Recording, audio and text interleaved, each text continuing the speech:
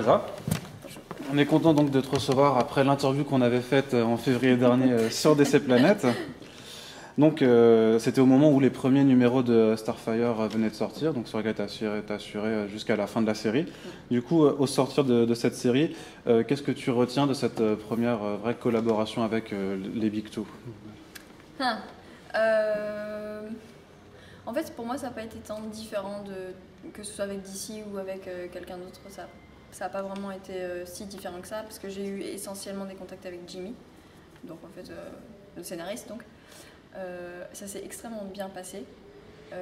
J'ai bien aimé parce que ça n'a pas été difficile, je veux dire, la collaboration, on n'a pas eu à faire des retours sur les pages, etc. Ça s'est fait très, très facilement. J'ai été étonnée du respect qu'ils ont, même envers des dessinateurs débutants, sur notre travail. Quand ils ont des choses à dire, ils mettent les formes, on sent qu'il y a un respect mutuel en tout cas. Donc ça a été une expérience vraiment agréable. Et dans le rythme du travail, du coup, faire un numéro par mois, c'est pas trop compliqué? Moi, j'en fais 2 par mois. Donc le 1 par mois, pour le coup, c'est pas un problème. C'est vraiment pas difficile.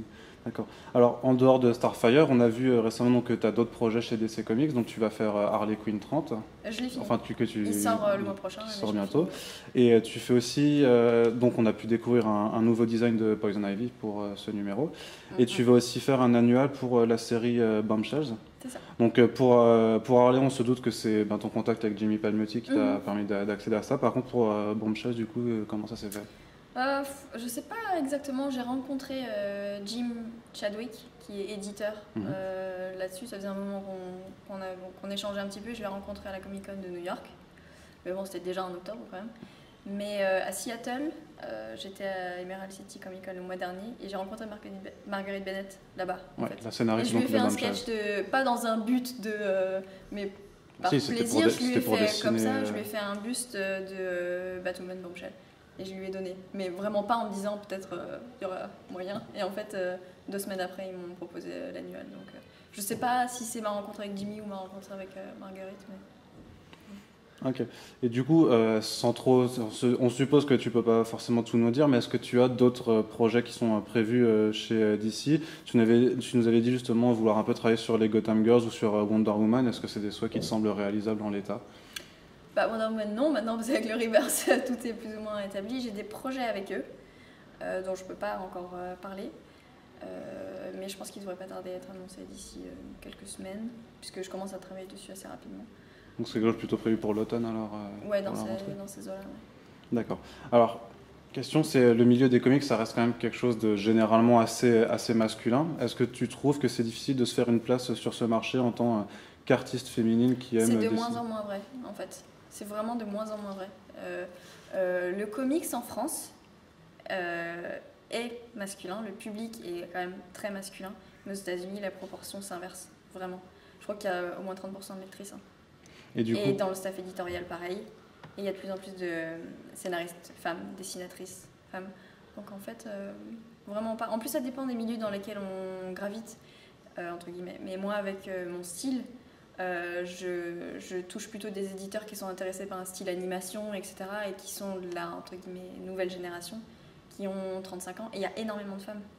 Donc, je sais pas. Et du coup, justement, par rapport à quand tu vas faire des conventions qui sont aux États-Unis ou conventions françaises, alors c'est de là qu'il y a plus de personnes, enfin il y a plus de garçons qui viennent te voir en France et du coup au niveau des États-Unis c'est plus varié ou? Il y a quand même un peu plus de femmes qui viennent en convention américaine parce qu'elles connaissent déjà depuis un petit peu plus longtemps le comics.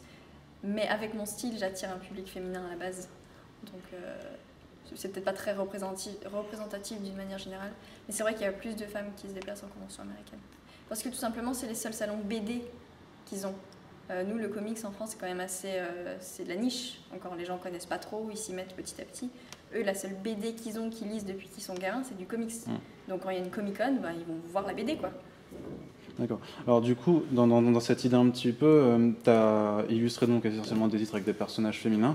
Est-ce que tu n'as pas envie aussi de faire du Batman ou quelque chose de plus sombre parce qu'on sait que tu en es capable? J'ai par exemple un print de Scarecrow que tu avais fait qui est très, très dans cette veine. C'est vieux ça.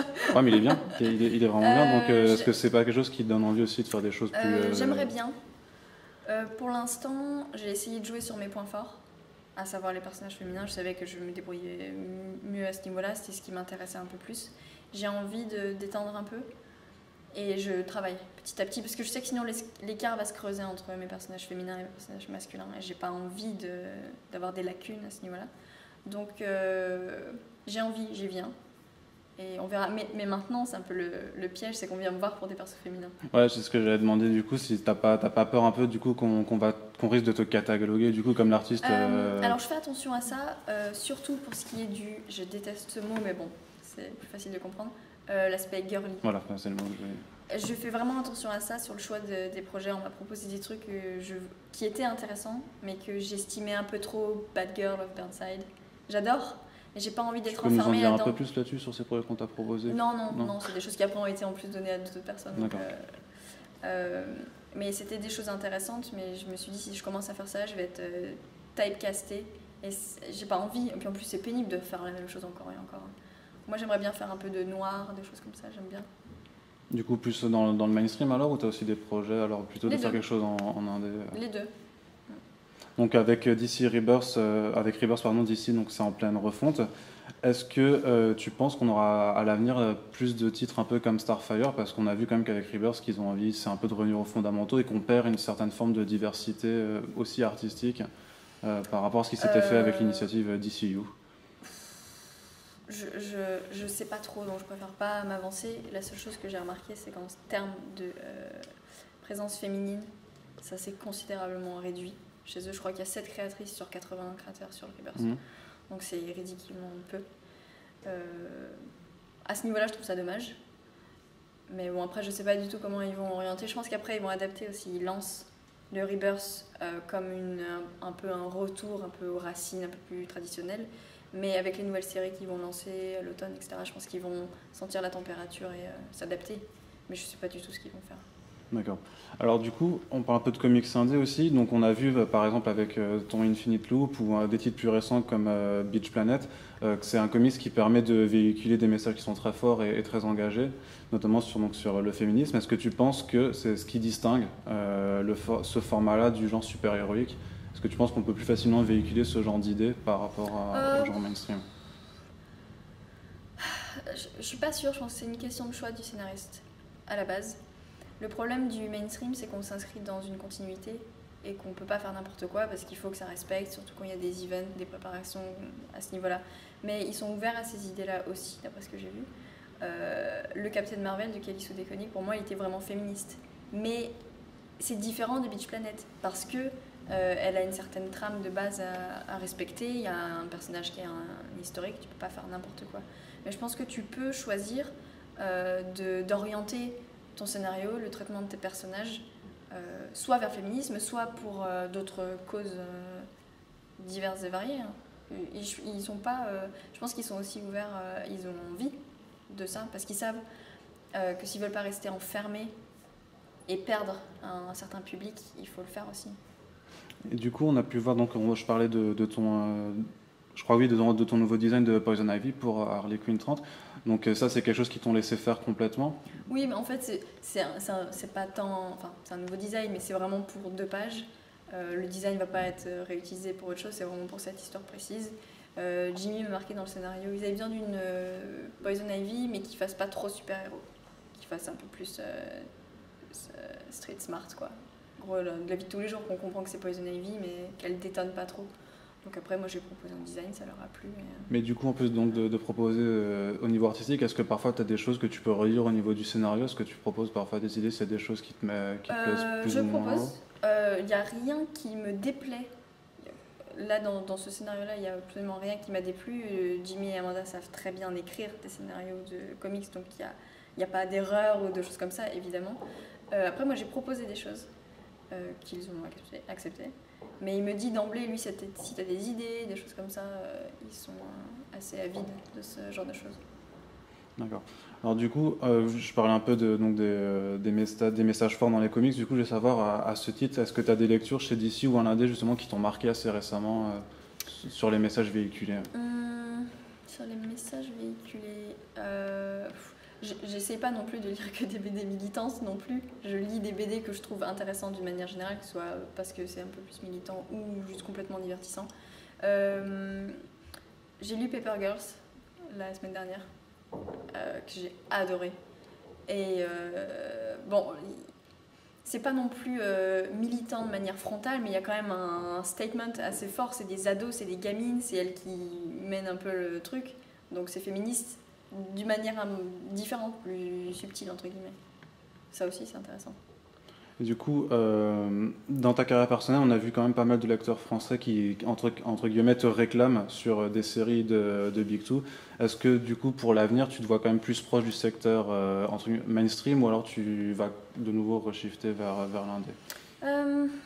Je sais pas, en fait, ça dépend des choses qui me sont proposées. J'aime bien l'indé parce que j'aime bien le challenge de monter un projet à partir de zéro et de se dire ok, on a intérêt à se bouger parce que sinon personne ne va le lire. Donc il faut la promo, réfléchir à tout ça, ça c'est super intéressant. Mais c'est aussi très fatigant et ça prend un temps considérable. L'aspect mainstream, c'est qu'une fois que tu as rendu tes pages, tu t'occupes de rien et tout est géré. C'est reposant dans un sens. Ils ont des personnages intéressants. En fait, j'aime bien les deux. Je crois que j'essaierai, si j'ai eu l'opportunité, en tout cas, de continuer à faire les deux. Du coup, on ne va pas non plus oublier Pierrick Collinet avec qui tu as fait The Infinite Loop. Est-ce que vous avez un nouveau projet dont tu pourrais nous parler, quelque chose de On a des nouveaux trucs, plusieurs trucs, mais je ne peux pas en parler. Non, on a plusieurs choses en licence, tous les deux. Donc on a déjà 2 choses prévues. Et on va essayer aussi de relancer des Creator Round tous les deux, que je ne dessinerai pas forcément parce que j'ai pas le temps pour l'instant. Mais on serait tous les deux en tant que co-créateurs avec un autre ou d'autres dessinateurs si on arrive à en placer plusieurs. Et donc à ce stade, il y a des dessinateurs ou dessinatrices avec qui tu as envie de travailler ou que tu... Encore une fois, voilà. Mais là, c'est pas des gens avec qui tu veux, mais enfin avec qui tu vas travailler, mais avec qui tu aimerais. Avec qui tu aimerais du coup, en l'occurrence, les gens avec qui j'aimerais, on va travailler avec eux. Donc. On ne peut rien savoir. Non, mais d'ici, je pense qu'on va pouvoir faire des annonces d'ici un mois ou 2. Parce que quand tu parles de licence, du coup, c'est chez des...